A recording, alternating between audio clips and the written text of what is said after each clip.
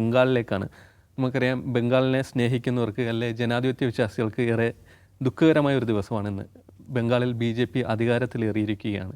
അവിടെ ബംഗാൾ സുവേന്ദു അധികാരി ഇന്ന് മുഖ്യമന്ത്രിയായി സത്യപ്രതിജ്ഞ ചെയ്തു. വലിയൊരു BJPയുടെ വലിയ നിര, അമിത്ഷാ അടക്കം പ്രധാനമന്ത്രി നരേന്ദ്രമോദി, അതോടൊപ്പം തന്നെ അമിത്ഷാ അടക്കമുള്ള BJPയുടെ എല്ലാ മുതിർന്ന നേതാക്കളും ഈ സത്യപ്രതിജ്ഞയ്ക്ക് എത്തിയിരുന്നു. കാവി ഉടുത്താണ് അദ്ദേഹം സത്യപ്രതിജ്ഞാ ചടങ്ങിലേക്ക് സുവേന്ദു അധികാരി എത്തിയത്. നമുക്കറിയാം, സുവേന്ദു അധികാരി മത്സരിച്ച 2 മണ്ഡലങ്ങളിലും വലിയ വിജയം നേടുകയും അതോടൊപ്പം തന്നെ BJP എല്ലാവരെയും അത്ഭുതപ്പെടുത്തുന്ന വിജയം നേടിയിട്ടാണ് ബംഗാളിൽ അധികാരത്തിലേക്ക് എത്തിയിരിക്കുന്നത്. തെരഞ്ഞെടുപ്പ് പ്രചാരണ കാലത്ത് തന്നെ സുവേന്ദു അധികാരി പറഞ്ഞിരുന്നു, നന്ദിഗ്രാമിലാണ് അദ്ദേഹം പറഞ്ഞിരുന്നത്, അവിടുത്തെ മുസ്ലിങ്ങൾ എനിക്ക് വോട്ട് ചെയ്യുകയില്ല, അതുകൊണ്ട് തന്നെ ഞാൻ ഇവിടുത്തെ ഹിന്ദുക്കൾക്ക് വേണ്ടിയിട്ടായിരിക്കും പ്രവർത്തിക്കുക എന്നാണ് അദ്ദേഹം പറഞ്ഞത്. അദ്ദേഹമാണിപ്പോൾ മുഖ്യമന്ത്രിയായി സത്യപ്രതിജ്ഞ ചെയ്തിരിക്കുന്നത്. ബംഗാളിൽ ഇനി എന്താണ് സംഭവിക്കുക? എല്ലാവരെയും ആശങ്കപ്പെടുത്തുന്ന ഒന്നാണ് ബംഗാളിലെ ഇപ്പോഴത്തെ ഈ ഒരു അധികാര കൈമാറ്റം. അതിലേക്കാണ് ദാവൂദ് സുവേന്ദു അധികാരിയുടെ ഇത്തരം പ്രസ്താവനകൾ നമ്മുടെ മുമ്പിലുണ്ട്. നമുക്ക് ബാക്കിയുള്ള യോഗിയുണ്ട്, അതേപോലെ തന്നെ ഹിമന്ത് ബിശ്വ ശർമ്മയുണ്ട്. അക്കൂട്ടത്തിലേക്ക് അതിനേക്കാൾ വർഗീയവാദിയായ ഒരു മുഖ്യമന്ത്രിയെ കൂട്ടിച്ചേർക്കാൻ പറ്റുമോ? അല്ല, അതിൽ ഇപ്പം സുകേഷ് തുടക്കത്തിൽ പറഞ്ഞല്ലോ, ഈ ഇന്ത്യയിലെ ജനാധിപത്യം, രാഷ്ട്രീയം, ഇത് നോക്കുന്ന ആളുകളെ സംബന്ധിച്ചിടത്തോളം പ്രയാസം ഉണ്ടാക്കുന്നൊരു ദിവസമാണിന്ന്. അതിൻ്റെ മറുവശം എന്ന് വെച്ചാൽ ഇന്ത്യയിൽ ഒരു പക്ഷേ BJP പ്രവർത്തകർ, RSS പ്രവർത്തകർ ഏറ്റവും അധികം ആഹ്ലാദിക്കുന്നൊരു ദിവസം ഇന്നായിരിക്കും. കാരണം അത് ചില്ലറ സംഗതിയല്ല സുകേഷ്. എത്ര കാലമായി വളരെ ഏകാഗ്രതയോടുകൂടി, വളരെ ആസൂത്രിതമായി RSS ഒരു ഭാഗത്ത്, BJP മറുഭാഗത്ത് എണ്ണയിട്ട യന്ത്രം പോലെ ഒരു ദിവസം മുടക്കില്ലാതെ കഴിഞ്ഞ 10-20 വർഷക്കാലമായി, 10-20 വർഷം വളരെ ആക്റ്റീവായിട്ട്, അതിന് മുമ്പേ ഉണ്ട്, നിരന്തരം പണിയെടുത്തുകൊണ്ടിരിക്കുകയാണ്. അതിൻ്റെ ഒരു ഫലശ്രുതി കണ്ട ദിവസമാണിന്ന്. ഇന്ന് ആ സത്യപ്രതിജ്ഞാ വേദിയിൽ നരേന്ദ്രമോദി ഒരു പ്രായമായ മനുഷ്യൻ്റെ കാല് തൊട്ട് വന്നിക്കുന്നത് ശ്രദ്ധിച്ചു. ഒരു വയസ്സായ ഒരു മനുഷ്യൻ, അതാരാണെന്നറിയോ?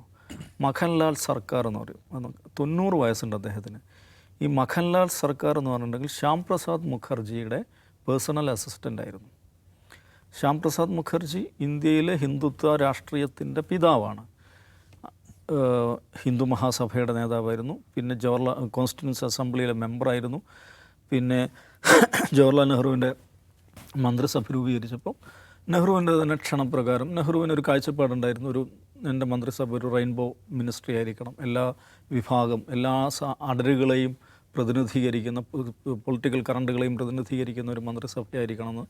അപ്പോൾ ശ്യാം പ്രസാദ് മുഖർജി ഹിന്ദു മഹാസഭയിൽ രാജിവെച്ചിട്ടാണ് ഇതിനകത്ത് മന്ത്രിസഭയിൽ ചെയ്ത് നമ്മുടെ രാജ്യത്തിൻ്റെ ആദ്യത്തെ ഇൻഡസ്ട്രീസ് മിനിസ്റ്ററാണ്.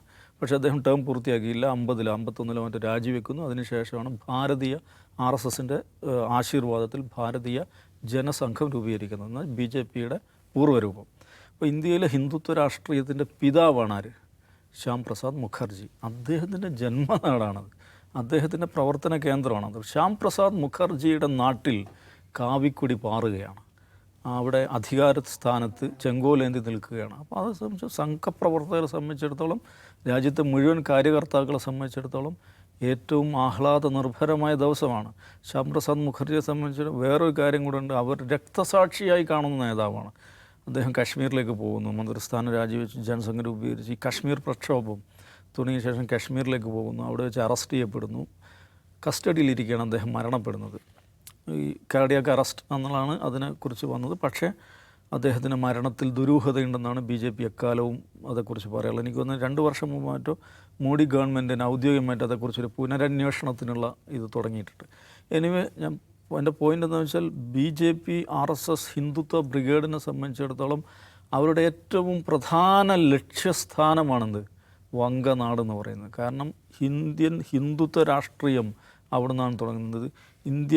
ഈ പറയുന്ന ഹിന്ദുത്വത്തിൻ്റെ ജന്മഗേഹവും അല്ലെങ്കിൽ അതിൻ്റെ ഒരു ഫോർമേഷൻ നടക്കുന്ന ഇടമാണത്.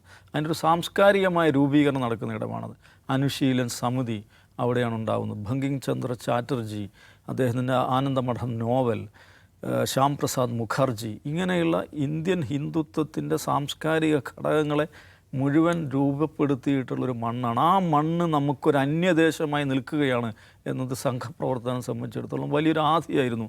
അതാണ് അവർ പണിയെടുത്ത് ഇതിലേക്ക് എത്തിച്ചിരിക്കുന്നത്. അതിലേക്ക് എത്തിച്ച് വഴികളെന്ത് എന്നുള്ളതിനെക്കുറിച്ച് നിശ്ചയമായിട്ടും വലിയ സംശയങ്ങളുണ്ട്. നമ്മൾ ഏറ്റവും ഭരണഘടനാ സ്ഥാപനങ്ങൾ അതിനുവേണ്ടി ഉപയോഗിച്ചു. ഇലക്ഷൻ കമ്മീഷൻ ഏറ്റവും പ്രധാനപ്പെട്ട പ്ലെയറായി വന്നു.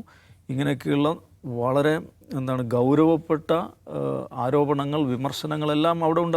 അതെല്ലാം സാധുവായ വിമർശനങ്ങളാണ്.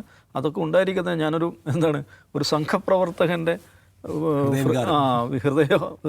ഹൃദയവികാരം അല്ലെങ്കിൽ ആ ഒരു ഇതിൽ നിന്ന് പെർസ്പെക്റ്റീവിൽ നിന്നുകൊണ്ട് നോക്കുമ്പോൾ അവരുടെ ദിവസമാണ്. ഇനി സ്വീകരിച്ച സുവേന്ദു അധികാരി എന്ന് പറഞ്ഞാൽ അവർക്ക് സാധ്യമായ ഏറ്റവും മികച്ചൊരു പോസ്റ്റർ ബോയാണ്. എല്ലാം നിൽക്കും. നമ്മളൊരു സിനിമാറ്റിക് ഇതിലൂടെ കണ്ടു നോക്കൂ. പക, ലോയൽറ്റിയുടെയും റിവെഞ്ചിൻ്റെയും കഥയാണിത് യഥാർത്ഥത്തിൽ. എന്താണ് സുവേന്ദു അധികാരിയുടെ ഏറ്റവും പ്രധാനപ്പെട്ട ഒരു ശക്തി എന്ന് പറയുന്നത്? സുവേന്ദു കോൺഗ്രസ്സുകാരനാണ്. കോൺഗ്രസ് MP ഒരാളുടെ മകനാണ്. ഒരു രാഷ്ട്രീയ കുടുംബത്തിൽ ജനിച്ച ആളാണ്. മമതാ ബാനർജി കോൺഗ്രസുമായി വിട പറഞ്ഞ് സ്വന്തം വഴി TMC ഉണ്ടാക്കി വരുമ്പം മമതയുടെ കൂടെ പോന്ന ആദ്യ ആളുകളിൽ ഒരാളാണ് സുവേന്ദു. മമതയുടെ ഏറ്റവും പ്രിയപ്പെട്ട ലെഫ്റ്റനൻറ്റ് എന്ന് പറയാവുന്ന ഏറ്റവും അടുത്ത ആളാണ്. മമതയുടെ ലോഞ്ചിങ് പാഡ് എന്താണ്? 2007 നന്ദിഗ്രാം പ്രൊട്ടസ്റ്റ്. ആരാണ് നന്ദിഗ്രാം പ്രൊട്ടസ്റ്റിൻ്റെ ക്യൂറേറ്റർ ആരാണെന്ന് ചോദിച്ചാൽ അത് സുവേന്ദുവാണ്. സുവേന്ദുവിൻ്റെ ബ്രെയിൻ ചൈൽഡാണ്. സുവേന്ദുവിൻ്റെ കുഞ്ഞാണ് നന്ദിഗ്രാം. അതിലൂടെയാണ് TMC കത്തിപ്പടരുന്നത്. ഇടതുപക്ഷ വിരുദ്ധ രാഷ്ട്രീയം അതൊരു വലിയൊരു പൊളിറ്റിക്കൽ മൂവ്മെൻറ്റായി വികസിക്കുകയാണ്. അങ്ങനെ ഏറ്റവും പ്രിയപ്പെട്ടവനായിരുന്നു. 2016 കുപ്രസിദ്ധമായിട്ടുള്ള നമ്മുടെ മലയാളിയായിട്ടുള്ള ഇങ്ങരുടെ മാത്യു സാമുവലെ കൂടി ചേർന്നുള്ള സ്റ്റിംഗ് ഓപ്പറേഷൻ നടക്കുന്നത്. അതിൽ ശാരദ ചിട്ടി ഫണ്ടുമായി ബന്ധപ്പെട്ടിട്ടുള്ള അതിൽ സുവേന്ദു പ്രധാനപ്പെട്ട ഒരു പ്രതിസ്ഥാനത്ത് വരുന്നു. പിന്നെ കീഴ്പ്പെട്ടായിരുന്നു. പാർട്ടിയുമായിട്ട് ഒരു ഭാഗത്ത് പാർട്ടിയുമായിട്ട് അകലുന്നു, അപ്പുറത്ത് കേന്ദ്രത്തിൽ നിന്നുള്ള EDയുടെയും മറ്റും പിടുത്തം വരുന്നു. ഒടുവിൽ 2020 പാർട്ടി വിടുന്നു, TMC വിടുന്നു, BJPയിലേക്ക് പോകുന്നു. EDയുടെയും മറ്റ് അന്വേഷണമൊക്കെ ടപ്പ് എന്ന് പറഞ്ഞിട്ട് നിൽക്കുന്നു. 2021 ഇലക്ഷനിൽ മത്സരിക്കുന്നു, വിജയിക്കുന്നു. അപ്പോൾ അതിൽ പിന്നെ ഞാൻ ഈ പോസ്റ്റർ BJPക്ക് സാധ്യമായ ഏറ്റവും പോസ്റ്റർ ബോയ് എന്ന് പറയുമ്പോൾ അദ്ദേഹം ഇതിനിടയിൽ നടത്തിയുള്ള നിരവധി പ്രസ്താവനകൾ നമ്മൾ അതിൻ്റെ സ്വഭാവം മനസ്സിലാക്കാൻ വേണ്ടി 2021 ഇലക്ഷന് മുന്നോടിയായിട്ടാണ് അവിടെ അഭിഷേക് ബാനർജിയുടെ നേതൃത്വത്തിൽ നന്ദിഗ്രാമിൽ ഈ മെഡിക്കൽ ക്യാമ്പുകൾ നടത്തിയിരുന്നു. TMCയുടെ നേതൃത്വം മെഡിക്കൽ ക്യാമ്പുകൾ നടത്തി. അന്ന് ഇദ്ദേഹം നടത്തിയൊരു പ്രസ്ഥാനം എന്താണെന്ന് വെച്ചാൽ ദാണ്ടെ ആ മെഡിക്കൽ ക്യാമ്പുകളിലേക്ക് ഒരൊറ്റ ഹിന്ദുവും പോയേക്കരുത്. അവിടെ ഹിന്ദുക്കളുടെ ജനനം നിയന്ത്രിക്കുവാൻ പാകത്തുള്ള മരുന്നുകളും ഇഞ്ചക്ഷനുമാണ് കൊടുക്കുന്നത്. അത് ഹിന്ദുക്കളുടെ എണ്ണം കുറച്ച് മുസ്ലിങ്ങളുടെ എണ്ണം കൂട്ടുവാനുള്ള TMCയുടെ തന്ത്രത്തിൻ്റെ ഭാഗമാണ്. ഇതേ സംഗതി ഇവിടെ പറഞ്ഞ ഓർമ്മയുണ്ടോ? VC ജോർജ് തുള്ളി മരുന്ന് കൊടുത്ത് ഹിന്ദുക്കളുടെ എണ്ണം കുറയ്ക്കുകയാണെന്ന്. അതേപോലെ ഈ മെഡിക്കൽ ക്യാമ്പുകളിലേക്ക് പോയത് ഹിന്ദുക്കളുടെ എണ്ണം കുറയ്ക്കാനുള്ള അവരുടെ ബർത്ത് കൺട്രോൾ ചെയ്യാൻ വേണ്ടിയിട്ടുള്ള ഏർപ്പാടാണെന്ന് പറഞ്ഞ മനുഷ്യനാണ്. പിന്നെ അദ്ദേഹം നിയമസഭയിലെത്തിയതിന് ശേഷം റീസെൻ്റായിട്ടാണ് ആ പ്രസ്താവന നടത്തുന്നത്. ഈ അസംബ്ലിയിലെ മുഴുവൻ മുസ്ലിം MLAമാരെ ഞാൻ ഇടിച്ച് പുറത്താക്കുമെന്നേക്ക് പറഞ്ഞിട്ടുണ്ട്. ഇടിച്ച് പുറത്താക്കും എന്ന് പ്രഖ്യാപിച്ച ആളാണ്. ഇങ്ങനെ ഇലക്ഷൻ കമ്മീഷൻ 2021 ഇലക്ഷൻ സമയത്ത് ഇലക്ഷൻ കമ്മീഷൻ ഇങ്ങേർക്ക് നോട്ടീസ് അയച്ചിട്ടുണ്ട്. സാധാരണ BJP നേതാക്കന്മാരുടെ ഹേറ്റ് സ്പീച്ചിന് ഇലക്ഷൻ കമ്മീഷൻ നോട്ടീസ് അയക്കാറില്ല. എന്താ സംഭവം? ഇത് ബീഗം പാർട്ടിയാണിത്. ബീഗം പാർട്ടിയാണ്. അവരുടെ ലക്ഷ്യം മിനി പാകിസ്ഥാനാണ്.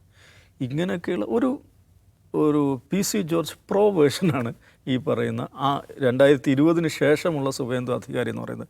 ഏറ്റവും ഒടുവിലാണ് സുകേഷ് പറഞ്ഞ ഇത് വരുന്നത്. പോളിങ്ങിന് ശേഷമാണ് പറയുന്നത്, എനിക്ക് മുസ്ലിങ്ങൾ ആരും വോട്ട് ചെയ്തിട്ടില്ല, ഞാൻ അതുകൊണ്ട് ഹിന്ദുക്കൾക്കേ സേവ ചെയ്യുകയുള്ളൂ ഒരു രാഷ്ട്രീയ നേതാവ്, ഒരു MLA ഒരാൾ പരസ്യമായിട്ട് പ്രഖ്യാപിക്കുകയാണ്. ശരിക്കും അത് ഈ സത്യപ്രതിജ്ഞാ ലംഘനമാണ്, ഡിഫേമേറ്ററിയാണ്. ഒരുപാട് ക്രിമിനൽ വകുപ്പുകൾ അട്രാക്റ്റ് ചെയ്യാൻ മാത്രം പാകത്തുള്ള വിദ്വേഷ പ്രസ്താവനയാണ്. പക്ഷേ ഈ നിലക്കുള്ള ഒരു റാബിൾ റൗസർ എന്നുള്ള നിലക്കാണ് അദ്ദേഹം പ്രവർത്തിച്ചുകൊണ്ടിരിക്കുന്നത്, വിദ്വേഷ പ്രസ്താവനകൾ. അപ്പോൾ എങ്ങനെയാണെന്ന് വെച്ചാൽ BJPയിലെത്തിയ ശേഷം സ്വിച്ചിട്ടതുപോലെ എങ്ങനെ BJPക്ക് വേണ്ടി പ്രവർത്തിക്കേണ്ടതുണ്ട് എന്ന് മനസ്സിലാക്കി അതിനനുസരിച്ച് പെരുമാറിക്കൊണ്ടിരിക്കുന്ന ഒരാളാണ്. അതുകൊണ്ട് തന്നെ ആ സെഗ്മെൻറ്റിൽ ഹിന്ദുത്വ ബ്രിഗേഡിനകത്ത് വലിയ സ്വീകാര്യതയുണ്ട്.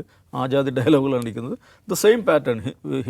ഹിമന്ത ബിശ്വ ശർമ്മ എന്താണ് അസംബിൾ ചെയ്യുന്നത് അത് തന്നെയാണ് സുവേന്ദു അധികാരിയും ഇതുവരെ പ്രഭാഷണങ്ങളിലൂടെ ചെയ്തത്.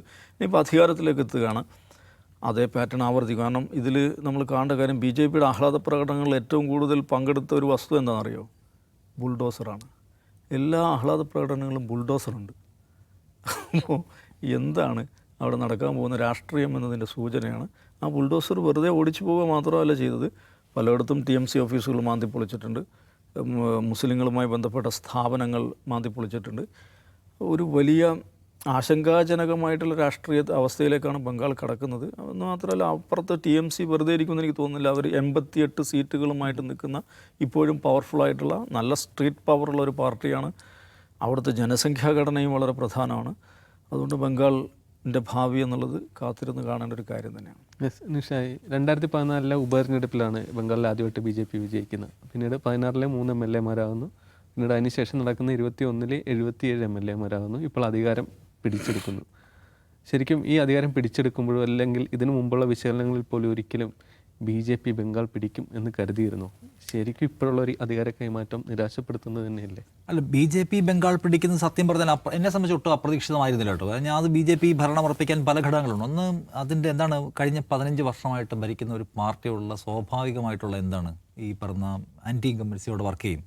ബംഗാൾ ഒരു അവികസിത സംസ്ഥാനമാണ് എന്ന് നമുക്കറിയാം. കേന്ദ്ര സർക്കാർ മതിയായ ഒരു അറ്റൻഷൻ കൊടുക്കാത്ത സംസ്ഥാനമാണ്. പ്രത്യേകിച്ച് കഴിഞ്ഞ 15 വർഷമായിട്ട് നരേന്ദ്രമോദി സർക്കാർ പരിഗണിച്ചിട്ടേ ഇല്ലാത്തൊരു സംസ്ഥാനമാണ്. ആ നിലയ്ക്കുള്ള എല്ലാ ജീവിത ദുരിതങ്ങളും അവിടെ ഉണ്ട്. അത് ഭയങ്കരമായ നിരാശ ആളുകൾ ഉണ്ടാക്കിയിട്ടുണ്ട്. അപ്പം മമതാ ബാനർജി സർക്കാരിൻ്റെ കാലത്ത് അവിടുത്തെ TMC പ്രവർത്തകരുടെ ഭാഗത്തുനിന്നുണ്ടായിട്ടുള്ള വളരെ അഗ്രസീവ് ആൻഡ് വയലൻസ് സ്വഭാവത്തിലുള്ള സംഗതികൾ ആളുകളെ മടുപ്പിച്ചിട്ടുള്ള ഒരു ഘടകം. രണ്ടാമത്തെന്ന് പറഞ്ഞാൽ അവിടെ ഏറ്റവും വലിയ തോതിൽ വർഗീയ വിഭജനത്തിൻ്റെ വിത്തുപാകാൻ പറ്റിയ സ്ഥലമാണ്. അത് വളരെ ഗ്രാജുവലി വളരെ പണിയെടുത്ത് അവർ പാകുകയും ബംഗ്ലാദേശിൻ്റെ തൊട്ടടുത്താണല്ലോ. അപ്പോൾ ഈ വന്നിട്ടുള്ള ആളുകൾ ഇപ്പം ഗസയിലെ മനുഷ്യരോട് ഇസ്രായേൽ ചെയ്തതുപോലെ ബംഗ്ലാദേശികളോട് നാം ചെയ്യേണ്ടതുണ്ട് എന്ന് പ്രസംഗിച്ചാലാണ് ഇന്ന് സത്യപ്രതിജ്ഞ ചെയ്ത അവിടുത്തെ മുഖ്യമന്ത്രി ആയിട്ടുള്ള ആൾ. അപ്പോൾ ആ നിലയ്ക്ക് കംപ്ലീറ്റായിട്ട് വർഗീയത തന്നെ പറഞ്ഞുകൊണ്ടിരുന്നാൽ അതിൻ്റെ പ്രയോഗ സാധ്യതയുള്ള ഒരു സ്ഥലം, 15 വർഷത്തെ സർക്കാരിനോട്ടുള്ള ആൻറ്റി ഇൻകംബൻസി, ഫൈനലി അതിൻ്റെ അവസാനത്തെ ഇതെന്ന് പറയുന്നത് ഇതാണ്. സർക്കാർ SIR നടപ്പിലാക്കിയല്ലോ. SIR നടപ്പിലാക്കിയോടെ ലക്ഷോപലക്ഷം മനുഷ്യരുടെ വോട്ടില്ലാതാവുകയും പല സ്ഥലങ്ങളിലും വെട്ടിമാറ്റപ്പെട്ട വോട്ടുകളാണ് BJP കാൻഡിഡേറ്റിനെ വിജയിപ്പിച്ചതെന്ന് കണക്ക് നോക്കുമ്പോൾ നമുക്ക് കാണാൻ പറ്റും. സോ ഈ പല ഘടകങ്ങൾ ചേർന്നുകൊണ്ട് BJPയുടെ വിജയം അവിടെ ഉറപ്പാക്കിയിരുന്നു. BJPക്ക് ഇനി ഒരു 5 വർഷം കൂടി മമതാ ബാനർജിയെയും കാണാൻ വയ്യ, ഒരു 5 വർഷം കൂടി അവിടെ അധികാരം കിട്ടാൻ കാത്തിരിക്കാനും വയ്യ. അപ്പോൾ അതുകൊണ്ട് തന്നെ അവർ അവസാനത്തെ SIR കൂടി ഉപയോഗിച്ചുകൊണ്ട് ഭരണം ഉറപ്പാക്കിയിട്ടാണ്. അതിനകത്ത് അത്ഭുതമൊന്നും സംഭവിച്ചിട്ടില്ല എന്ന് എനിക്ക് തോന്നുന്നു. എന്താണ് അവിടെ സംഭവിക്കാൻ പോകുന്നതെന്ന് ചോദിച്ചാൽ എക്സാക്ട്ലി എന്താണോ സംഭവിക്കുന്നത് അസമിൽ അത് സംഭവിക്കും. അസമിലെ ഹിമന്ത ബിശ്വ ശർമ്മയുടെ പ്രകടനങ്ങളും മുദ്രാവാക്യങ്ങളും ആക്ഷേപങ്ങളും ഒന്നും അദ്ദേഹം തെരഞ്ഞെടുപ്പ് വിജയിക്കാൻ വേണ്ടി മാത്രം ചെയ്യുന്നതല്ല. അദ്ദേഹം മുഖ്യമന്ത്രി ആയിരുന്നാൽ പോലും അദ്ദേഹം പെരുമാറുന്നത് എങ്ങനെയാണെന്ന് നാം കണ്ടിട്ടുണ്ട്. അദ്ദേഹം ഒരു നിലയ്ക്കും ഞാൻ മുസ്ലിങ്ങളോട് അനുഭാവമുള്ള ആളല്ല എന്ന് തെളിയിച്ചുകൊണ്ടേ സഞ്ചരിക്കുന്ന ഒരാളാണ്. മുഖ്യമന്ത്രി ആയിരിക്കും പോലും അദ്ദേഹം ഒരു പൊതുയിടത്തിലൂടെ ഇറങ്ങി നടക്കുമ്പോൾ അദ്ദേഹത്തിന് അടുത്തേക്ക് വരുന്ന പുഞ്ചിരിച്ചുകൊണ്ട് വരുന്ന ഒരു മുസ്ലിമിനെ ചേർത്ത് പിടിച്ചിട്ട് മുഖത്തിങ്ങനെ അടിക്കുന്ന ഒരു വീഡിയോ ഉണ്ട്. കാണുമ്പോൾ നമുക്കറിയാം മറ്റുള്ളവർക്ക് സന്ദേശം കൊടുക്കുകയാണ്. അദ്ദേഹം ഒരു സ്നേഹവും എനിക്ക് നിങ്ങളോടില്ല എന്ന് സ്ഥാപിക്കുന്ന വീഡിയോ ഭയങ്കര വൈറലായെന്നാണ്. അപ്പോൾ ആ സമീപനം എന്ന് പറയുന്നത് ബുൾഡോസർ ഉപയോഗിക്കുക, മുസ്ലിങ്ങളുടെ സെറ്റിൽമെൻറ്റുകൾ തകർത്ത് കളയുക, അവരെ പുറത്താക്കുക, ഒരു അനുതാപവും ഇല്ലാതെ പെരുമാറുക എന്നീ സംഗതി അവിടെ ബംഗാളിലും സ്വാഭാവികമായി ഉണ്ടാവണം. കാരണം ചോദിച്ചാൽ ആ ഡിവൈഡാണ് BJPയുടെ വേരവിടെ ഉണ്ടാക്കുന്ന പ്രധാനപ്പെട്ട ഘടകം. ആൻറ്റി ഇൻകംബൻസി ഇപ്പോഴത്തെ ഒരു ഇമ്മീഡിയറ്റ് റീസൺ മാത്രമാണെങ്കിൽ BJPയെ ദീർഘകാലം മുന്നോട്ട് പോകുന്നതിന് ആ ഡിവൈഡ് എപ്പോഴും ഉണങ്ങാത്ത മുറിവായി നിലനിർത്തേണ്ടതുണ്ട്. BJP ഇടിച്ചു കയറിയ സംസ്ഥാനങ്ങളിലെല്ലാം അവർ അത്തരം മുറിവുകൾ ഉണ്ടാക്കിയിട്ടുണ്ട്. നമ്മൾ പറഞ്ഞില്ല, ആനയുടെ കാലിന് പുറകിലൊരു ചട്ടവ്രണം ഉണ്ടാവും. അത് ഉണങ്ങാൻ ഒരിക്കലും പാപ്പാൻ സമ്മതിക്കില്ല. കാരണം ആ മുറിവിൽ കുത്തി വേദനിപ്പിച്ചാണ് ആനയെ അനുസരിപ്പിച്ച് നിർത്തുന്നത്. എന്നതുപോലെ BJP ഇത്തരം സംഘർഷങ്ങളിലൂടെ അവർക്കുണ്ടാക്കിയിട്ടുള്ള ഇൻട്രോഡ്സ് ഉണ്ട്. ആ വിടവുകൾ എപ്പോഴും നിലനിർത്തിയാൽ മാത്രമേ ആ അതറിനെ ചൂണ്ടിക്കാണിച്ചുകൊണ്ട്, അതുകൊണ്ടാണ് ഗുജറാത്ത് കലാപത്തിൻ്റെ സംഘർഷത്തെ എല്ലാ തെരഞ്ഞെടുപ്പിലും പ്രധാനപ്പെട്ട നേതാക്കൾ പോയി ഓർമ്മിപ്പിക്കുന്നത്. നമ്മൾ 2002 അക്രമികളെ പാഠം പഠിപ്പിച്ചവരാണ്, നാം തോറ്റുപോകാൻ പാടില്ല എന്ന അവസാനത്തെ ഇലക്ഷനിലും അമിത്ഷാ പ്രസംഗിച്ചല്ലോ. അപ്പോൾ ഈ പറയുന്ന മുറിവ് നിലനിർത്തുക എന്ന് പറയുന്ന പണി ഭരണത്തിലും അവർ നിരന്തരമായി നിലനിർത്തും എന്നാണ് വിചാരിക്കേണ്ടത്. പിന്നൊന്ന് എന്താണ് ബംഗാളിൽ ഉണ്ടാകാൻ പോകുന്ന മാറ്റം എന്നുള്ളതാണ്. ബംഗാളിലെ ആളുകൾ വളരെ പ്രതീക്ഷയോടെ തൊഴിലുകൾ ഉണ്ടാവും, പൂട്ടിക്കിടക്കപ്പെട്ട സ്ഥാപനങ്ങൾ തുറക്കപ്പെടും, പുതിയ തൊഴിലവസരങ്ങൾ ഉണ്ടാവും എന്നൊക്കെ പ്രതീക്ഷിക്കുന്നുണ്ട്. ഒരു പക്ഷേ അത്തരം പുതിയ സംഗതികൾ വന്നേക്കാം. അതിനകത്ത് 2 ഘടകങ്ങളുണ്ട്. ഒന്ന്, വളരെ ഡിവിസീവായിട്ടുള്ള അറ്റ്മോസ്ഫിയർ നിലനിൽക്കുകയും സംഘർഷങ്ങൾ ഉണ്ടാവുകയും ചെയ്യുന്ന സ്ഥലത്ത് ഇൻവെസ്റ്റ്മെൻറ്റ്സ് വരുമോ എന്നൊരു ക്വസ്റ്റ്യൻ ഉണ്ട്. പക്ഷേ ഇപ്പം അസമിൻ്റെയും ഉത്തർപ്രദേശിൻ്റെയും അല്ലെങ്കിൽ ഗുജറാത്തിൻ്റെയൊക്കെ കഥ എടുത്ത് നോക്കുകയാണെങ്കിൽ BJP ഭരിക്കുന്ന സംസ്ഥാനങ്ങൾ, പ്രത്യേകിച്ച് അവർ തന്നെ പറഞ്ഞ വാക്കുകൾ ഡബിൾ എഞ്ചിൻ സർക്കാരാണ്. അവിടെ ഇൻവെസ്റ്റ്മെൻറ്റ്സ് വരും. കാരണം എന്ന് ചോദിച്ചാൽ അവിടെ BJP ഭരിക്കുന്ന സംസ്ഥാനങ്ങളിൽ എന്താണോ വ്യവസായി കൊണ്ടുവരുന്ന പ്രോജക്റ്റ്, ആ പ്രോജക്റ്റ് അംഗീകരിച്ചു കൊടുക്കുക, വലിയ തോതിൽ ഭൂമി ഏറ്റെടുത്ത് കൊടുക്കുക, അതിൽ പ്രതിഷേധങ്ങൾ അല്ലെങ്കിൽ നാട്ടുകാർ അവിടെ താമസിക്കുന്നു അവരെ ഒഴിപ്പിക്കുക, അത്തരം പ്രശ്നങ്ങളുടെ അനുഭാവത്തിൻ്റെയും മാനുഷികതയുടെ ഒരു സമീപനമൊന്നുമില്ല. അവർ വലിയ തോതിൽ ഇൻവെസ്റ്റ്മെൻറ്റ്സ് കൊണ്ടുവരിക എന്നുള്ളതാണ് അവർ പരിപാടി. അതിനുവേണ്ടി വ്യവസായികൾക്ക് പലതരം താല്പര്യങ്ങൾക്ക് അവർക്ക് അതിനകത്തുണ്ടെന്ന് നമുക്കറിയാം. അവരുടെ ബന്ധുക്കളായിട്ടുള്ള വലിയ വ്യവസായ പ്രമുഖന്മാരുണ്ട്, പിന്നെ അവർക്ക് താല്പര്യമുള്ള പലതരം സംഗതികളുണ്ട്. സോ അതുകൊണ്ട് കൂടുതൽ പരിപാടികൾ, വികസന പരിപാടികൾ അല്ലെങ്കിൽ ഇൻവെസ്റ്റ്മെൻറ്റ്സൊക്കെ BJP അവിടെ കൊണ്ടുവരുമായിരിക്കും എന്ന് തന്നെ വിചാരിക്കാം. എന്നാൽ ഇൻവെസ്റ്റ്മെൻറ്റ്സ് വരാൻ വേണ്ടി നമുക്ക് സമാധാനത്തിൻ്റെയും സൗഹാർദ്ദത്തിൻ്റെ അന്തരീക്ഷം വേണം നമുക്ക് വിചാരിക്കാൻ പറ്റില്ല. കാരണം അവരുടെ മുമ്പിലുള്ള വഴി എന്ന് പറഞ്ഞാൽ ഇനിയും 88 സീറ്റുമായിട്ട് അവിടെ നിൽക്കുന്ന TMC ഇനിയും തകരേണ്ടതുണ്ട്. അവർക്ക് അവിടുത്തെ ഭരണം ഉറപ്പാക്കേണ്ടതുണ്ട്. ഈ ഒരൊറ്റ തവണയ്ക്ക് വേണ്ടി മാത്രം വന്നവരല്ല അവർ. അവർ ഇന്ത്യ അധികാരത്തിൽ വന്നതും ഏതെങ്കിലും സംസ്ഥാനത്ത് അധികാരത്തിൽ വരുന്നതും അടുത്ത 5 വർഷം കഴിഞ്ഞ് ഒരു ഹെൽത്തി കോമ്പറ്റീഷനിലേക്ക് പോകാമെന്ന് വിചാരിച്ചിട്ടല്ല. അവർക്ക് എന്നേക്കുമായി വേണം. 2014 ഒരു ഇന്ത്യയിൽ അധികാരത്തിൽ വന്നത് വികസനത്തിൻ്റെയും അഴിമതി രാഹിത്യത്തിൻ്റെയും മുദ്രാവാക്യം വിളിച്ചിട്ടാണ്. 2019 അവർ പറഞ്ഞത് എന്താണ്? വർഗീയതയുടെ പരമാവധി പറയായിരുന്നു. 2024 SIR പോലുള്ള സംഗതികൾ എന്തുപയോഗിച്ചിട്ടാണോ, ഇനി അടുത്ത ഘട്ടത്തിൽ അവർ നോക്കുന്ന മണ്ഡല പുനർനിർണ്ണയമാണ്. ഏതെല്ലാമോ മാർഗ്ഗങ്ങളിലൂടെ അധികാരം നിലനിർത്തുക, അതിന് ഏതറ്റം വരെയും പോകുക എന്നുള്ള BJPയുടെ പ്ലാൻ. അതുകൊണ്ട് ബംഗാളിനി കാത്തിരിക്കുന്നത് കാലുഷ്യത്തിൻ്റെയും അകൽച്ചയുടെയും കാലമായിരിക്കുമെന്നാണ് നമ്മളെ നിരാശപ്പെടുത്തുന്ന ഒരു സംഗതി. TMCയുടെ തിരിച്ചുവരവിൻ്റെ സാധ്യതയും അത് ദുർബലമായിക്കൊണ്ടിരിക്കും. അടുത്ത ഘട്ടമാകുമ്പോൾ കൂടുതൽ ദുർബലമാകാനാണ് സാധ്യത. ഒന്നാമത് ആ പാർട്ടിക്കകത്ത് തന്നെ 71 വയസ്സോ 72 വയസ്സോ മറ്റോ മമതാ ബാനർജിക്കുണ്ട്. പിന്നെ ഉള്ളത് അനന്തരവനാണ്, അഭിഷേകാണ്. അഭിഷേക് ബാനർജിയോട് തന്നെ അഭിപ്രായ വ്യത്യാസമുള്ള ഒരുപാട് പേര് സീനിയേഴ്സ് ആ പാർട്ടിയിലുണ്ട്. അഭിഷേക് ബാനർജിയുടെ ഉദയമാണ് ആ പാർട്ടിയിൽ ആഭ്യന്തര കലഹം പോലും ഉണ്ടാക്കിയത്. ഈ പറഞ്ഞ സുവേന്ദു അധികാരി ഇട്ടെറിഞ്ഞു പോകാനുള്ള പ്രധാനപ്പെട്ട കാരണങ്ങളും അഭിഷേക് വന്നപ്പോഴാണ് സുവേന്ദു ഇറങ്ങിപ്പോകുന്നത് തന്നെ. ആ സുവേന്ദുവിനായി ഇറങ്ങിപ്പോക്ക് വലിയ ഗുണമായി. ആ ഇറങ്ങിപ്പോക്ക് ശാരദാ ചിട്ടി ഫണ്ട് കേസിൽ നിന്ന് പുള്ളി രക്ഷിക്കുകയും ചെയ്തു. ഇവിടെ നിന്ന് ഇറങ്ങിപ്പോന്നു. നേരത്തെ പറഞ്ഞ പോലെ ലെഫ്റ്റനൻ്റ് ആയിരുന്ന ആൾ അപ്പുറത്ത് പോയി ആദ്യം തോൽപ്പിക്കുന്നത് ഇവരെയാണ്. അവിടുത്തെ മുഖ്യമന്ത്രി ആകാൻ കഴിഞ്ഞു. അയാളുടെ പൊളിറ്റിക്കൽ കരിയറിൽ അയാൾ വലിയ നേട്ടം ഉണ്ടാക്കിയതായിരിക്കാം. പക്ഷേ ബംഗാളിനെ സംബന്ധിച്ച് സമാധാനത്തിൻ്റെയും സുസ്ഥിരതയുടെയും നാളിലാണോ വരാമെന്ന് ചോദിച്ചാൽ ഇപ്പോൾ നമ്മൾ കണ്ടുകൊണ്ടിരിക്കുന്നു. എന്താ സംഭവിക്കുന്നത് അവിടെ നിന്ന്? വ്യാപകമായ അഴിഞ്ഞാട്ടം നടന്നുകൊണ്ടിരിക്കുന്നു എന്നുള്ളതാണ്. അപ്പോൾ ഏതെങ്കിലും സംസ്ഥാനത്ത് മനുഷ്യന്മാർ തമ്മിൽ അടിക്കുമ്പോൾ നിങ്ങൾ അടങ്ങിയിരിക്കണമെന്ന് പോലും പറയാത്ത ഒരു ഭരണകൂടം ഇന്ത്യയിലുള്ള നമുക്കറിയാമല്ലോ. നമ്മൾ മണിപ്പൂരിൻ്റെയും അല്ലെങ്കിൽ പലയിടത്തെയും കലാപങ്ങളുടെ ചരിത്രം കണ്ടുണ്ട്. സോ അവിടുത്തെ മനുഷ്യന്മാരെ കുറിച്ചോർത്തും അവിടുത്തെ സ്വസ്ഥത ആഗ്രഹിക്കുന്ന ആളുകൾ അനുഭവിക്കുന്ന ഒരു യാതനയെക്കുറിച്ച് ഓർത്ത് മാത്രമേ നമുക്ക് CPMൻ്റെ 550 ഓഫീസുകൾ തിരിച്ചു പിടിച്ച് CPMനെ ഏൽപ്പിച്ചു എന്നുള്ളതാണ് ഒരു പ്രചാരണം. യെസ്, അതിനുപോലും ഞങ്ങൾ BJP അധികാരത്തിൽ വരേണ്ടി വന്നില്ലെന്ന് BJPക്കാർ ചോദിക്കുന്ന സോഷ്യൽ മീഡിയയിൽ കാണാൻ പറ്റുന്നുണ്ട്. സമാധാനമാണ് ബംഗാളിനെ കാത്തിരിക്കുന്നതെന്ന് എനിക്ക് തോന്നുന്നില്ല.